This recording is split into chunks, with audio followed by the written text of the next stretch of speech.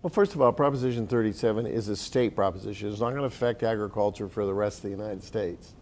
But the largest agricultural market and most food sold in the United States is in California, where most people live.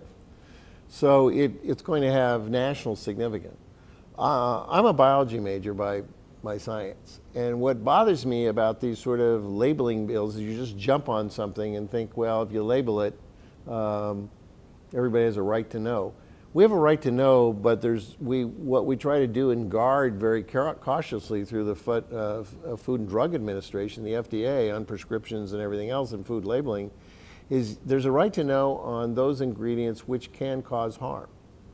Allergy to peanuts, for example, or and so I'm really mixed about this because I'm the father of the organic legislation here in California when I was a state legislator and really promulgated the rules for the national organic certification process, and I'm chair of the organic caucus. So on one hand, I like the idea that people are sort of questioning GMOs.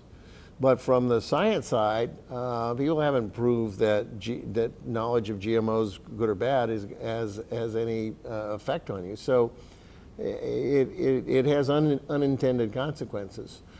This is tough because I think you can tell from this is that I haven't made up my mind yet how I'm voting on it. I think it's a close call. I think the politicking on it is sort of on extremes on either side about looking who's funding for it, and obviously if you look who's funding for it, you'd vote for it because the opposition just seems to be the ones that want to be the chemical industry. But on the other hand, I think some of those cautions about be careful what you wish for because it may get down into minutia that is really difficult to label and understand. It may affect the ability to sell those products in California. So I've made up my mind. It's a tough issue. I wish it was a little bit better written, and I think the labeling issue is one that needs a lot of thorough public discussion and vetting, and it shouldn't be something we just put on the ballot.